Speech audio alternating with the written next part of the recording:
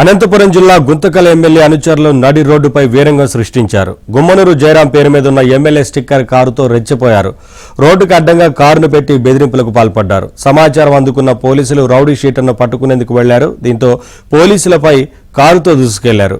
ఈ ఘటనలో patrolling constable త్రుటిలో తప్పించుకున్నాడు. గుత్తికి చెందిన రౌడీ షీటర్ అజయ్తో పాటు మరో వ్యక్తిని అరెస్టు చేశారు.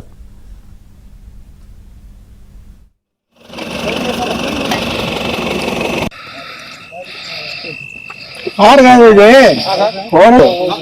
పోయారు సార్, ఊర్లో నుంచి మరి మధ్యాహ్నం నుంచి మరా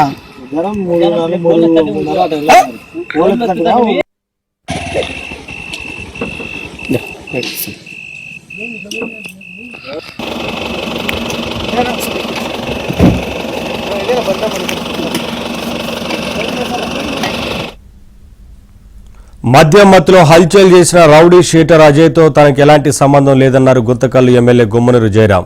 కాలం చెల్లిన ఎమ్మెల్యే స్టిక్కర్ అతికించుకుని రెచ్చిపోయారన్నారు. తన పేరు చెప్పుకొని ఇలాంటి చర్యలకు పాల్పడుతున్న వారిపై కఠిన చర్యలు తీసుకోవాలని ఆయన పోలీసులను కోరారు. కొన్ని ఛానల్స్ లో నా గురించి రావడం జరిగింది. ఆ విషయం ఏమంటే, గుత్తి పట్టణానికి చెందిన అజయ్ అనే వ్యక్తి తన కారులో ఉంటూ ప్రజల్ని భయభ్రాంతులు చేస్తూ వాడి ఒక సైకోలాగా ప్రవర్తించడం జరిగిందని చెప్పడం నేను చూశా.